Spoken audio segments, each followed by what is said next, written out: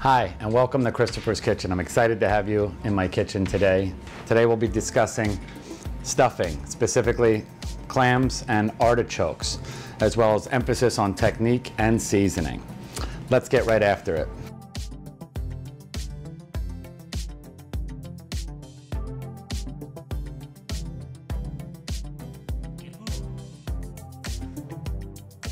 So, Clam De Reganata, that's the dish that I'm going to emphasize for you today.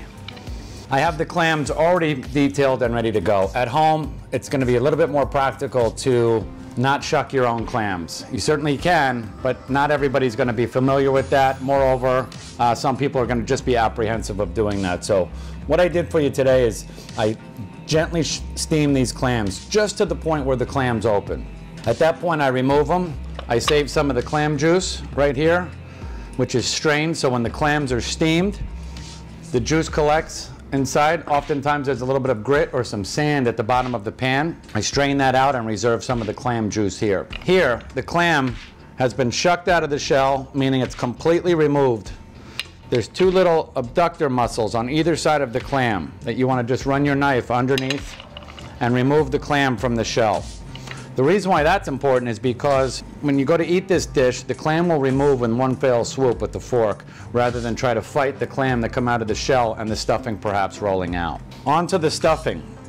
I have a pan, a saute pan, over medium heat warming up. I'm going to start by finely mincing some celery, some onions, and slicing and chopping some garlic. That'll be the base of the stuffing. So I have some clean celery ribs here.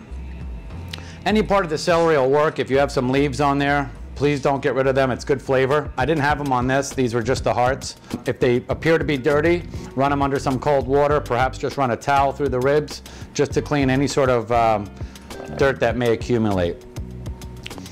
I'm gonna cut the celery down long ways, and then down again 2 or 3 times in each rib, being mindful of your fingertips.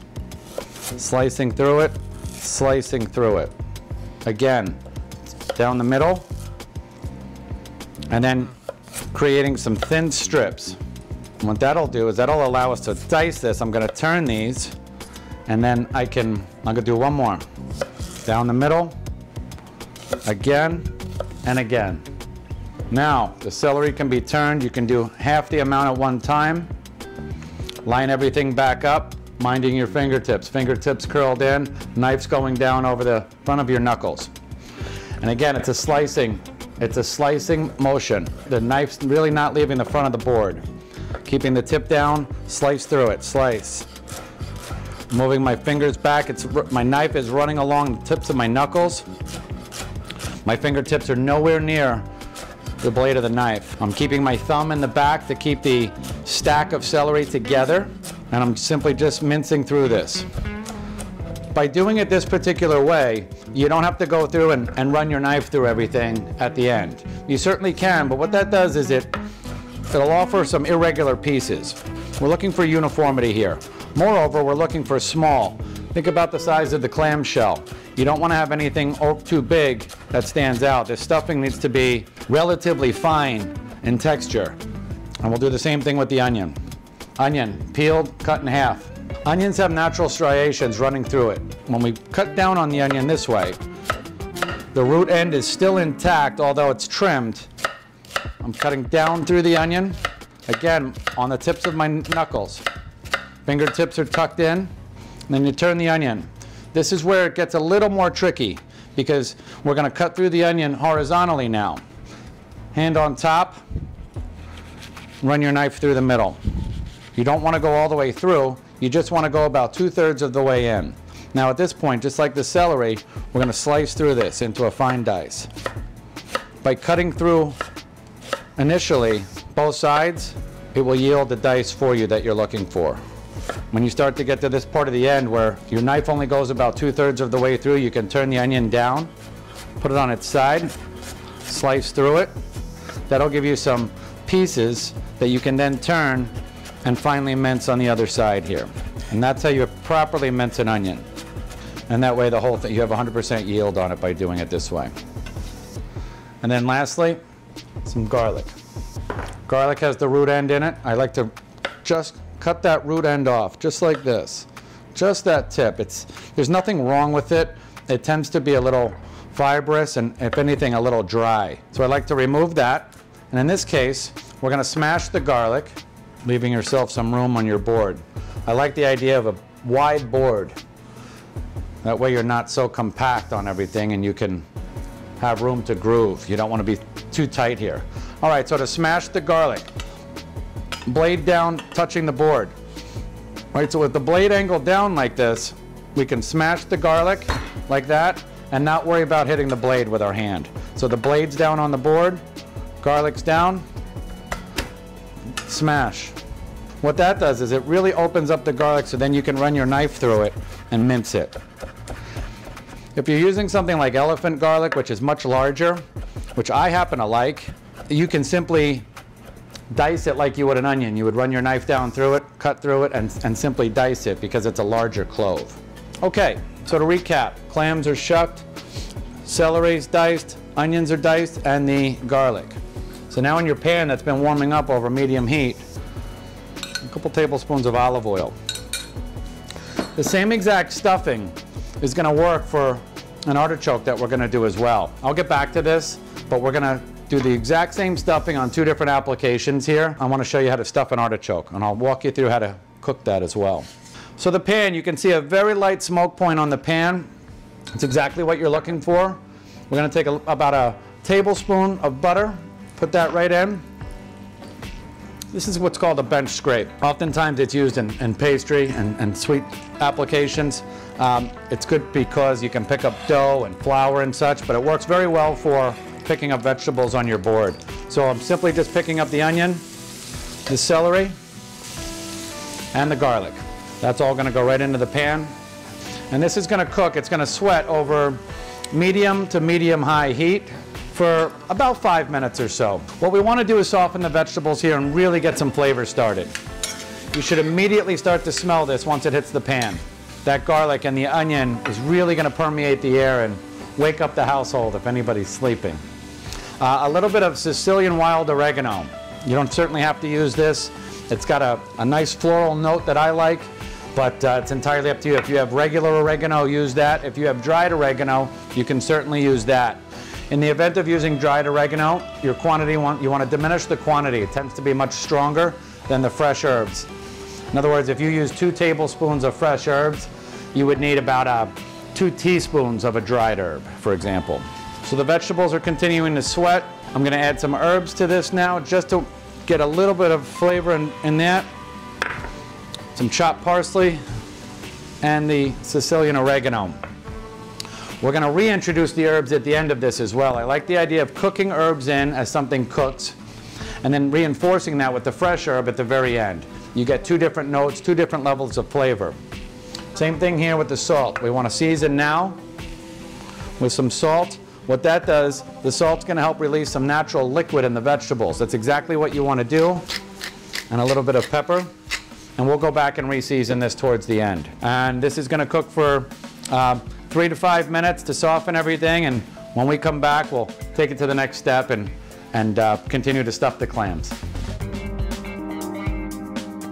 And we're back. So during the break, this is onion, celery, herbs, and garlic have been cooking down. A little bit of salt and pepper in here. I do want to add a little pinch of red chili flake.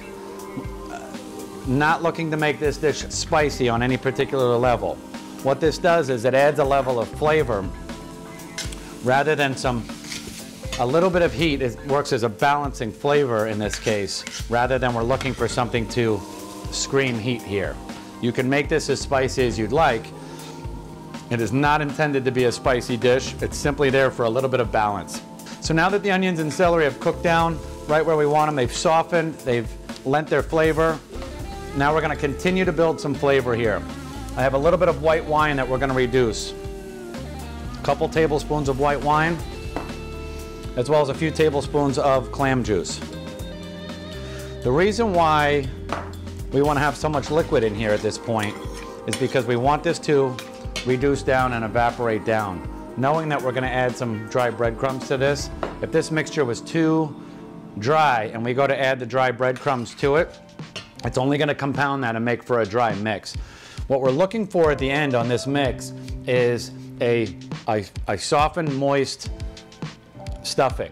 So that way when it bakes, we don't want to continue to dry out something that's already dry. Once this bakes in the oven, you still want it to have some moisture in the stuffing once the final dish is done.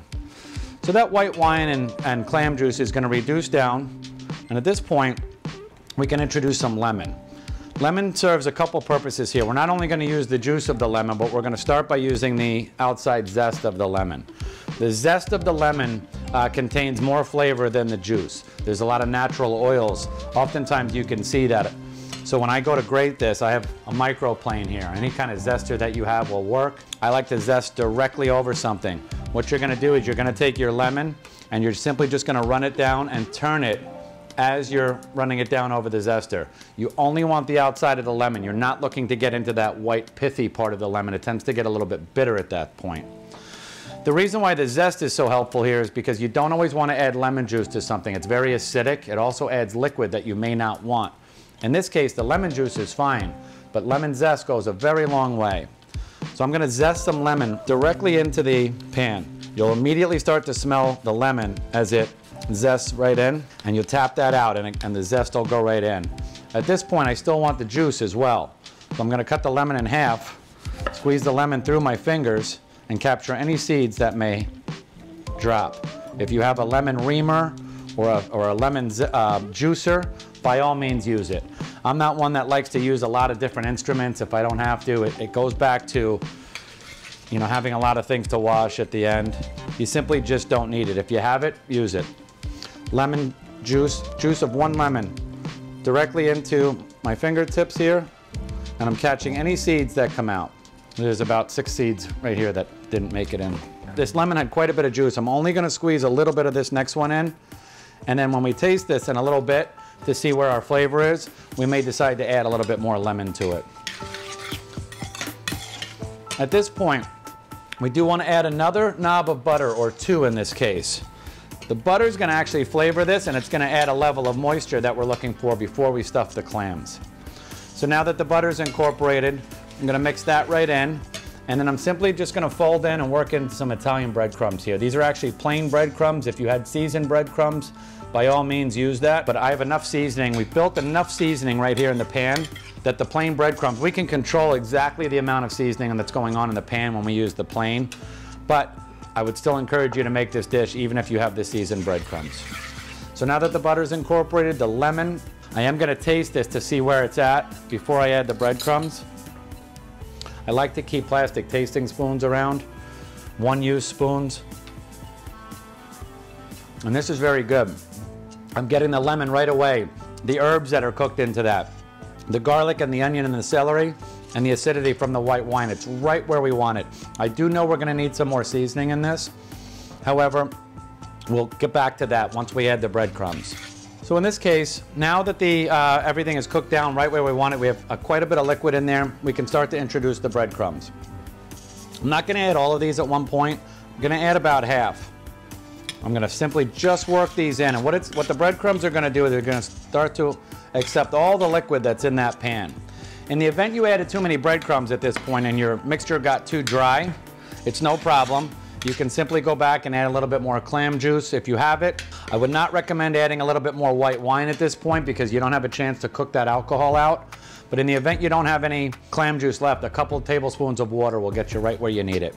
And now that this mixture has come together, when we come back from the break, we're going to stuff the clams, bake them, and plate this dish and bring it all together. And we're back. So breadcrumbs have been added to our mixture. It's crumbly, yet still a little, you can still see the moisture in there. That's exactly what we're looking for. We don't want this too dry at this point. So now, our next step, I'm going to fold in a little bit of Parmesan cheese to this, but the majority of this Parmesan cheese is going to go on top right before they get baked. I'm going to taste it one more time, figure out if it needs any more seasoning, add any more herbs. And that really does come together well. It does need a little bit of salt. I'm going to put a little bit more of the wild Sicilian oregano in there, as well as a decent amount of fresh parsley at this point. And that green you're going to be looking for at the end after it bakes. It'll look nice in the stuffing. So at this point, we can get a smaller spoon, make it a little bit more manageable for ourselves, and the clams. The clams are going to go on a baking sheet. Any particular order is fine. Remembering that the clams have been removed from the shell. That'll only help after the fact here. Now what we do is take a little bit of this stuffing, put it on top of each clam. Stuffing, clam. Approximately a tablespoon or so of stuffing for each clam. You're noticing I'm not packing the stuffing down on top of the clam. It's an important point. You just want to kind of let it fall where it does. The more you pack the stuffing on top of the clam, the firmer this will be, the longer it'll take to bake, and it's less appetizing in my opinion. So the stuffing just kind of rests on top of the clam, just kind of where it falls. Any stuffing that rolls off is no problem. I'm gonna come back now that all my clams are stuffed. A little bit of Parmesan cheese on top of each one. And lastly, a little bit of olive oil on top of each one. That'll help promote some browning and a little bit of color, as well as flavor, quite frankly. And these clams are ready to go into the oven. I'm gonna put these into a 400-degree oven. Everything's cooked here. It's simply a matter of getting a little bit of color. They're really only gonna take about 5 to 6 minutes in the oven. Once these go into the oven, I'm gonna finish up the artichoke and show you the same process. We're able to use the exact same stuffing in the artichoke. Artichoke, pre-cooked. I took an artichoke this morning, cooked it in salted water, not boiling water. Water that's somewhere around 180 degrees. You don't have to put a thermometer in there, but it's a simmering water. Artichoke, I cut the stem off, trimmed it so it'll sit flat, and submerged it in water. This cooked for about 45 to 50 minutes on a relatively low heat, all right, because you want to make sure the artichoke's tender. How do you know when the artichoke's done? Well, you have a few options. You could take a toothpick and check. This is called a cake tester. And what I'm doing is I'm simply just testing to see how tender that artichoke is. If this goes in and out relatively easy, you're in good shape. Same idea with the clams here. We simply so I'm gonna flour these leaves out like this. I'm gonna stuff the artichoke and then put some olive oil and some Parmesan cheese on and bake that as well. So now I'm just simply flouring. I start from the middle and I'm gonna start taking some of this stuffing and putting it right in between these leaves here. And you'll simply keep working your way around the artichoke. Don't worry about any mess that falls or any breadcrumb that rolls off of this. We can simply recollect that and add it back after the fact. So I'm flouring out these leaves, stuffing the artichoke. This can be a daunting process. So that's why I wanted to show you how simple it is. Even though stuffing is technically meant for clams, I wanted you to see that it can be used in an artichoke as well, and how to stuff and bake an artichoke. What I'm not doing here is overstuffing this, similar to the clams. This isn't being compacted into the artichoke. It's simply just stuffing it like such. I'm gonna move the artichoke to the dish that I'm gonna bake it in. Any stuffing that's left can simply go back into the pan. A little bit of olive oil on this, some Parmesan cheese, and this will go directly in the oven. This will take a couple extra tablespoons of olive oil based solely on the size of the artichoke. The clams were very small. Parmesan cheese, and directly into the oven as well. And when we come back, I'll plate everything up and wrap this dish up. And we're back. So the clams have been baking for about 7 minutes in the oven. Just enough to get a little bit of brown color on the outside of the breadcrumbs. Again, everything was cooked. Plated those up, a little bit of lemon, some fresh parsley, and the artichoke took about 35 minutes. It's certainly, again, based on size. We want everything to get hot, in particular the center of the artichoke, and a little bit of color on the exterior of the breadcrumb. And there you have it, baked Clam De Reganata, baked stuffed artichoke as well. I want to thank you for joining me on this episode of Christopher's Cucina. I look forward to joining you next time in my kitchen. In the meantime, you may follow me on Instagram at Christopher's Cucina.